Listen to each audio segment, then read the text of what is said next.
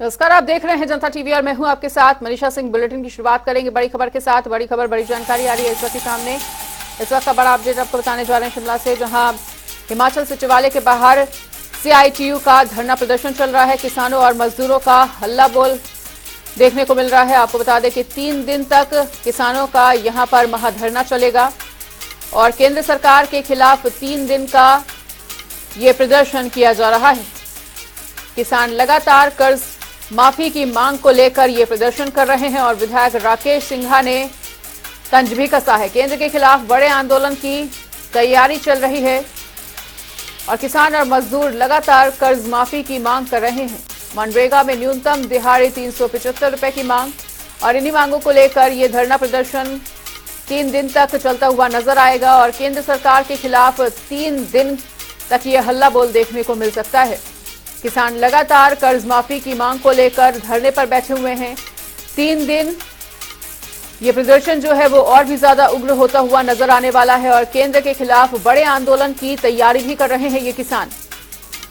तो कर्ज माफी की मांग को लेकर ये जो किसान है वो धरने पर बैठे हुए हैं। महाधरना इनका 3 दिनों तक चलता हुआ नजर आएगा। और शिमला से ये बड़ी खबर, बड़ी जानकारी आपको बता रहे हैं, जहां मनरेगा में न्यूनतम दिहाड़ी 375 रुपए की मांग को लेकर भी ये महाधरना किसानों का चल रहा है। तो किसान कर्ज माफी की मांग को लेकर और मनरेगा में न्यूनतम दिहाड़ी 375 रुपए की मांग को लेकर प्रदर्शन कर रहे हैं। हिमाचल प्रदेश को अक्सर शांत राज्य कहा जाता है, लेकिन इन दिनों सचिवालय के बाहर शोरगुल है और ये शोरगुल क्यों है? आप एक बार राज्य सचिवालय की बाहर की ये तस्वीर देखिए, जहां पर CTU के जो लोग हैं वो तमाम विभिन्न मुद्दों को लेकर धरने पर हैं और कई अपनी मांगों को लेकर यहाँ पर तख्तियां पकड़कर सरकार के खिलाफ जो है विरोध प्रदर्शन कर रहे हैं, नारेबाजी कर रहे हैं और ये जो नारेबाजी है अगले 3 दिनों तक चलने वाली है। आप एक बार तस्वीरें देखिए, ये जो तस्वीरें है ये राज्य सचिवालय शिमला के बाहर है, जहाँ पर लगातार जो है यहाँ पर लोग धरने पर बैठे हैं। हमारे साथ CPIM के पूर्व विधायक राकेश सिंघा बात करने के लिए मौजूद हैं। सिंघा जी, प्रदेश सरकार को 11 महीने और केंद्र की सरकार के खिलाफ आप मोर्चा खोल के बैठे हैं राज्य सचिवालय के बाहर, क्या ऐसी स्थिति आनी पड़ी कि आपको धरने पर बैठना पड़ा? देखिए, ऐसी स्थिति अब जानते हैं कि क्या आजादी के बाद इस देश के अंदर जिनकी सबसे बड़ी भूमिका थी फिरंगियों से इस मुल्क से बेदखल करने के लिए, वो किसान और मजदूर है। लेकिन ये 75 साल आजादी में उसके हिस्से में कुछ नहीं, उल्टा जो उसकी पीड़ा बढ़ रही है, जब उसने अपनी आवाज इस देश के अंदर साझे होकर उठाई किसान और मजदूर ने 2020 के अंदर, तो दमन उस पर किया, उस पर गोलियों को विस्तार जगह जगह ये देश के अंदर की। तो इसलिए अब किसान मजदूर ने तय कर दिया कि ये जो बानी अडानी की सरकारें हैं इनका राज खत्म करना है और इसीलिए 3 दिन के लिए पूरे देश में मोर्चे हैं। ये सिर्फ शिमला में नहीं है, हम तो यहाँ छोटी ताकत है हिमाचल प्रदेश में, ख्याल करें यार, जो दूसरे देश में हरियाणा है, पंजाब है, राजस्थान है, आंध्र प्रदेश है, केरल है, पश्चिम बंगाल है, त्रिपुरा है, वहां पर बहुत बड़े आज मोर्चे लगाए गए हैं। महाराष्ट्र के अंदर लगाए गए और ये 3 दिन चलने वाले हैं और 3 दिन के बाद भारत सरकार को अल्टीमेटम दिया जाए। छोड़ो इसको। 2005 में डॉक्टर स्वामीनाथन ने ये तय किया था कि किस तरीके से समर्थन मूल्य किसान के हर फुट के लिए तय करना है। 2005 में उसने तय किया था कि उसका छुटकारा ऋण वो जो साहूकार उससे किस तरीके से करना है, किस तरीके से 4% से उसको बैंकों से उसको लोन मिलना चाहिए। लेकिन कुछ हुआ नहीं, न स्वामीनाथन का फॉर्मूला लागू किया गया, बेचारे स्वामीनाथन इस धरती को छोड़ के चले गए। लेकिन आज हम वचन लेते हैं, वचन की लड़ाई जारी रहेगी। आपने केंद्र सरकार से सीधा लोहा लिया है आने वाले दिनों में, क्योंकि 3 दिनों तक अभी लगातार प्रदर्शन पे आप लोग कहा कि देश के और क्षेत्रों में भी ये प्रदर्शन हो रहा है। क्या लगता है, अगर सरकार जो आपकी बातें हैं उनको लेकर अगर कोई ये कदम नहीं उठाती है तो अगला कदम क्या होगा आपकी तरफ से? ये लड़ाई जारी है, मैं आपको कह रहा हूँ, बड़ी लड़ाई की तैयारियां हैं, ये बड़ी लड़ाई की तैयारियां। दिल्ली की सरकार हो चाहे राज्यों की सरकार हो, जो सरकार किसान मजदूर के साथ उसके पक्ष में नीति नहीं बनाए,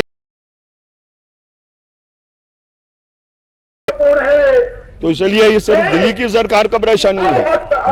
जो इस देश में किसान विरोधी है उसके खिलाफ ये मोर्चाबंदी है, ये बड़े युद्ध की तैयारी है, बड़े युद्ध की तैयारी। तो आपने कहा कि राज्य सरकारें भी इसमें जो है अगर वो काम नहीं करेंगी तो उनके खिलाफ भी आप खोल के बैठे हैं। प्रदेश की वर्तमान सरकार को कैसे देखते हैं? देखिए, प्रदेश की वर्तमान सरकार बहुत सी घोषणाएं की है उन्होंने। हम सिर्फ यह कितना कहना चाहते हैं, आज उन घोषणाओं को अमल करो। चाहे दूध के समर्थन मूल्य का प्रश्न है, चाहे और प्रश्न है, चाहे वो जो प्रोजेक्टों में किसानों की जमीनें जा रही, चाहे 4 लेन में जो उसकी जमीनें जा रही। तुमने एक दफा कहा था कि 4 गुना मुआवजा दिया जाएगा, कहाँ है वो आपका 4 गुना मुआवजा? इसलिए कोई भी किस्म की सरकार होगी, ये उसके खिलाफ ये मोर्चाबंदी की जाएगी। आपको किसान मजदूर के पक्ष में नीति बदलनी होगी। आखिरी प्रश्न है आपसे कि आप खुद एक सेब बहुल इलाके से आते हैं और बीते दिनों प्रदेश सरकार ने सेब को लेकर एक फैसला लिया था। उस फैसले को आप किस तरह देखते हैं, और अगर कुछ आपकी मांग है तो क्या आप मांग करेंगे अभी सरकार से कि किस तरह का जो फैसला है या किस तरह का जो कदम है वो सरकार को उठाना चाहिए? देखिए, आज भी बोलबाला आरटीओ का है, आज भी बोलबाला बड़ी कंपनियों का है। घोषणाएं कुछ की है सरकार ने, लेकिन धरती के स्तर पर उसको लागू नहीं कर पाए। लेकिन सिर्फ हम क्या किस बात को अप्रिशिएट करते हैं, यही अप्रिशिएट करते हैं कि उसने अपनी उत्साह जाहिर की है, और इसलिए हम ये कह रहे हैं उत्साह से एक कदम आगे जाओ, और उसको करने के लिए वो जो किलो के आधार पर आपने फैसला लिया है कि उसकी सेब की खरीद होगी, उसको हमने कहा है कि यूनिवर्सल कार्टन को इंट्रोड्यूस करो, वही सेल्फ रेगुलेटरी हो सकता है। ये करोगे तो किसान आपकी शाबाशी देंगे, नहीं करोगे तो हम मान के चलेंगे आप भी आरटीओ के साथ। तो ये राकेश सिंह आप सुन रहे थे, जिनका साफ तौर पर कहना है कि चाहे केंद्र की सरकार हो या राज्य की सरकारें, अगर वो सरकारें किसानों और मजदूर वर्ग के पक्ष में फैसले नहीं लेती है तो ये मोर्चे जो है यूं ही खुलते रहेंगे। ये तख्तियां, ये झंडे सिर्फ उन सरकारों के खिलाफ है। तो अब देखना होगा कि आने वाले 3 दिनों में ये प्रदर्शन क्या रुख रहता है और इस पर केंद्र सरकार हो या राज्य की सरकार क्या कदम उठाती है। रॉबिन शर्मा, जनता टीवी, शिमला। और यहाँ पर रुकेंगे एक छोटे से ब्रेक के लिए।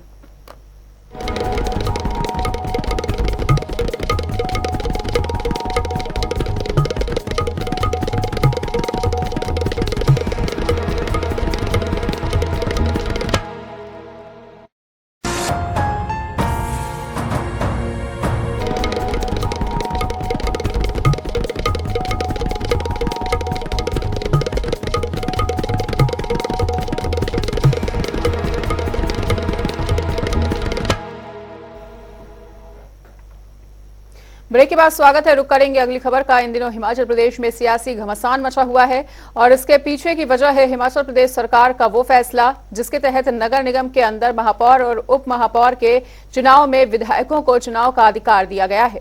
एक तरफ बीजेपी है जो इसको लगातार सरकार पर आक्रामक रूप से हमलावर हो रही है, तो वहीं इस पर जवाब देते हुए नरेश चौहान ने इसे विधायकों की मांग पर किया गया फैसला और लोकतंत्र के लिए हेल्दी बताया है। इनफैक्ट ये काफ़ी समय से था कि जो हमारे चुने हुए विधायक हैं वो बाकायदा म्यूनिसिपल कॉरपोरेशन या जो भी कॉरपोरेशंस में जितनी भी मीटिंग्स होती है या विकास के जो भी कार्य होते हैं उसमें पूरी तरह से पार्टिसिपेट करते हैं। तो ये उनकी मांग भी थी कि वोटिंग राइट भी होना चाहिए। उस पर सरकार ने गौर किया और इस बात को जायज़ समझा कि बिल्कुल ठीक है, जो विधायक है वो पूरी तरह से हर मीटिंग्स में उसमें पार्टिसिपेट करते हैं, या शहर का या एमसी के एरिया का जो विकास है उसमें वहाँ के लोगों ने विधायक को भी चुना है। तो उस नाते ये सरकार ने ये फैसला लिया है। मैं समझता हूँ ये लोकतंत्र के लिए गलत नहीं बल्कि और हेल्दी हो गया कि एक और रिप्रेजेंटेटिव को जो जनता का चुना हुआ नुमाइंदा है उनको भी इसमें भाग लेने का जो फैसला लिया सरकार ने वो सही है। उधर धर्मशाला में कार्यक्रम का आयोजन किया गया जिसमें उप मुख्यमंत्री मुकेश अग्निहोत्री ने 68 करोड़ की 2 पेयजल योजनाओं का शिलान्यास किया है और इससे ग्रामीणों के खेतों की सिंचाई हो सके और सभी को आवश्यकता अनुसार पानी मिल सके, इस बात पर विशेष ध्यान दिया गया है।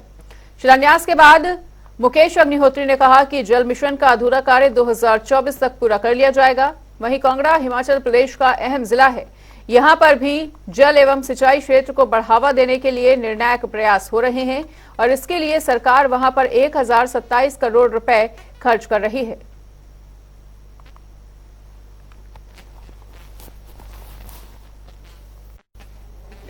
हमारे शाहपुर के क्षेत्र की जो चंगर का एरिया है, इसमें पीने की पानी की समस्याएं जो है उससे निजात डालने के लिए जो है आज का ये कार्यक्रम था और 68 करोड़ रुपए की लागत से 2 पीने की योजनाएं बन रही हैं और योजनाएं टाइम बाउंड तरीके से पूरी हों, उसके लिए हम पूरी ताकत लगाएंगे और ये जो राशि है हमने अधिकारियों को निर्देश दिया है कि एक स्कीम जो है 6 महीने में तैयार करो, दूसरी 1 साल में। हालांकि जो एग्रीमेंट है, एग्रीमेंट की टर्म्स एंड कंडीशन तो 3-3 साल की है, लेकिन हम जो है समयबद्ध तरीके से इसको पूरा करेंगे।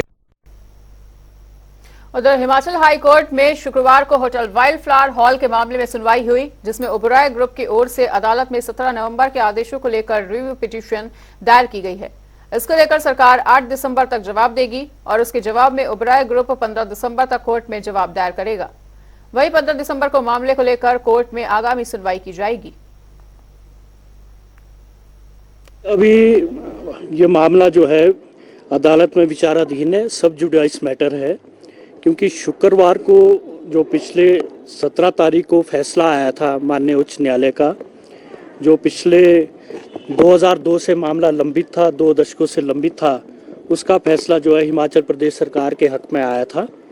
लेकिन दूसरे ही दिन उसमें ओबराय ग्रुप में एक एप्लीकेशन फाइल करी, कोर्ट में फाइल करी और उसमें स्टे कर दिया गया था कि अभी कब्जा भी नहीं लिया जाएगा।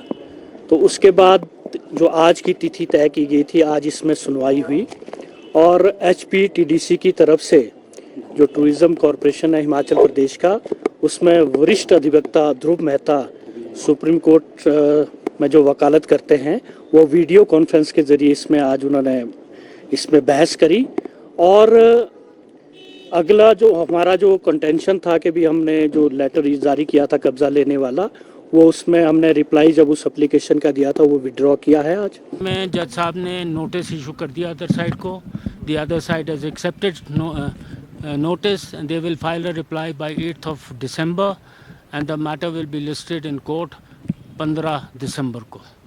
ये है, हमने रिव्यू में ये कहा है कि ये जो पैरा 35 में ऑब्जर्वेशन थी ये रिकॉर्ड के मुताबिक नहीं है, क्योंकि हम दोनों पार्टीज़ ने जज साहब को ठीक रिकॉर्ड जो था रिकॉर्ड उनका ध्यान उस पर नहीं लाया गया। तो उन्होंने अभी दूसरी साइड जो बोलेगी उन्होंने रिव्यू में नोटिस इशू किया, मैटर सब जुडिस है।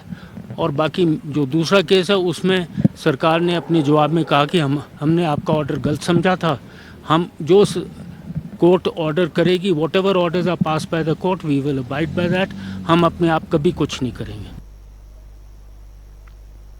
उधर पालमपुर नगर निगम में महापौर पद के लिए पार्षद गोपाल नाग और उप महापौर पद के लिए पार्षद राजकुमार को निर्विरोध चुना गया है और एडीसी कांगड़ा सौरभ जस्सल ने गोपाल नाग और राजकुमार को पद और गोपनीयता की शपथ दिलाई।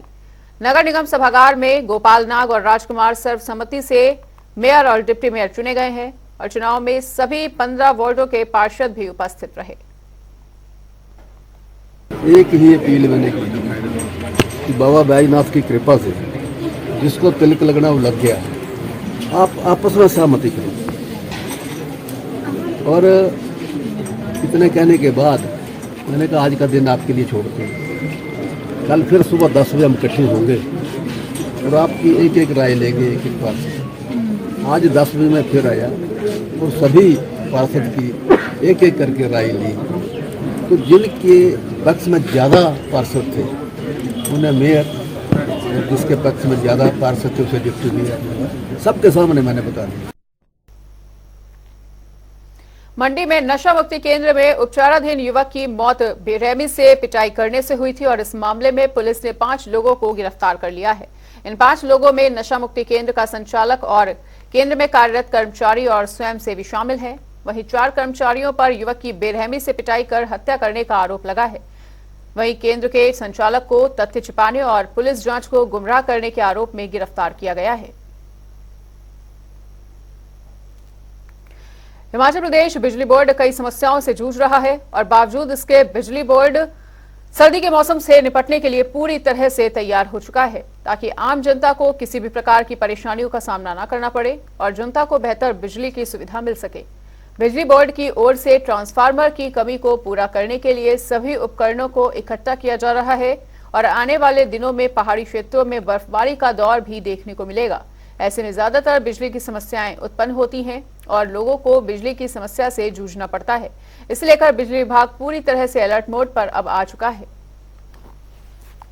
विभाग जो है, बिजली विभाग जो है, जो आगामी जो सर्दी का मौसम आ रहा है इसके लिए हमने विभिन्न जगहों को लिए, जैसे जो स्नो बॉन्ड एरिया हमारे भरमौर है, तीसा है, होली है और जो भी हमारे पड़ता है वहाँ पे हम सारा अभी बिजली का सामान जैसे पोल भेज दिए, कुछ भेज रहे हैं, कनेक्टर भेज रहे हैं, साथ में और जो सामान है वो बाकी कुछ उसको भी अभी हम जल्दी ही बार से पहले भेज देंगे। विभाग ने पहले भी ट्रांसफार्मर जहाँ भी खराब हुए हैं बदले हैं और आगे भी हमारी कोशिश रहेगी कि हम जैसे विभाग जहाँ ट्रांसफार्मर डैमेज होंगे हम जल्दी कोशिश करेंगे कि उसको बदलें। जैसे कि हम ट्रांसफार्मर बदलते हैं कि हमें रिपेयर होके कांगड़ा या ऊना से हमारे को मिलते हैं तो हम वहाँ हमारी कोशिश है विभाग की वहाँ लगाएं ताकि हमारे जो वहां है उनको कोई मुश्किल ना आए। सोलन में अब डेंगू के मामले में गिरावट देखने को मिल रही है और ये जानकारी स्वास्थ्य चिकित्सा अधिकारी डॉक्टर अमित रंजन तलवार ने मीडिया को दी। उन्होंने बताया है कि जून से लेकर अभी तक 585 डेंगू के मामले सामने आए और स्वास्थ्य विभाग अभी तक 5400 एलिजा टेस्ट कर चुका है। उन्होंने कहा है कि जैसे जैसे ठंड बढ़ेगी मामलों में गिरावट दर्ज होती जाएगी और इस बार डेंगू से मृत्यु का एक भी मामला सामने नहीं आया है। जो हमारा एरिया है उसमें कोई भी डेथ नहीं हुई है। परवाणु में हमारे हॉस्पिटल में कोई डेथ नहीं हुई है और अभी डेंगू रिलेटेड कोई भी डेथ का मेरे पास नहीं है, हमारे डिस्ट्रिक्ट का नहीं है कोई मामला। जैसा कि डेंगू जो है वो एक सीजनल इलनेस होती है, जुलाई से लेकर के नवंबर तक केसेस रहते हैं, ऑलमोस्ट जून जुलाई से। इट कंसाइड्स विद रेनी सीजन, क्योंकि रेनी सीजन में पानी इकट्ठा हो जाता है और सोर्स बनता है। पावटा साहिब के सिविल अस्पताल में नर्सों की भारी कमी देखने को मिल रही है जिससे ज्यादातर वार्ड बंद पड़े हुए हैं। वहीं समय पर इलाज न होने के कारण लोगों को भी काफी ज्यादा परेशानियां हो रही हैं। इसको लेकर विधायक सुखराम चौधरी ने प्रदेश सरकार पर जमकर निशाना साधा और कहा है कि पिछले 1 साल में सिविल अस्पताल में एक भी नर्स की नियुक्ति नहीं हुई है। के समय में 5 स्टाफ नर्सों की भर्ती की गई थी, 3 मल्टीपर्पज क्लास 4 भर्ती की गई थी। उनको सरकार ने हटा दिया है। उनके हटाने के बाद स्टाफ नर्सों की बहुत अधिक कमी सिविल हॉस्पिटल में हो गई है, जिससे जो है कई वार्ड बंद करने पड़ गए हैं। मेरा सरकार से आग्रह है, 1 साल में कोई भी नियुक्ति यहाँ पर नहीं की गई। जो स्टाफ नर्स पदोन्नति होगी वो चलेगी, जो ट्रांसफ़र होकर चलेगी वो चलेगी। दिन प्रतिदिन स्टाफ नर्सों की कमी हो रही है और स्टाफ नर्सों की कमी होने के कारण कई ऐसे वार्ड हैं जहां पर जो बंद करने पड़ रहे हैं। मेरा सरकार से आग्रह है कि जल्द से जल्द स्टाफ नर्सों की कमी को पोंटा हॉस्पिटल में पूरा किया जाए। अगली खबर चंबा से, जहां उपायुक्त अपूर्व देवगन ने जिले के प्रसिद्ध पर्यटन स्थल चिवाड़ी जोत का निरीक्षण किया और पर्यटन गतिविधियों को बढ़ावा देने के लिहाज से उठाए जाने वाले आवश्यक कदमों की समीक्षा भी की।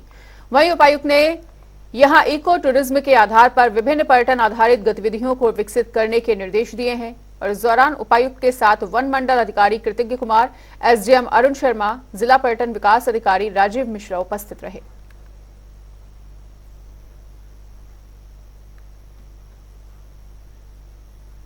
और यहां पर रुकेंगे एक छोटे से ब्रेक के लिए। खबरों का सिलसिला लगातार जारी है, देखते रहिए जनता टीवी।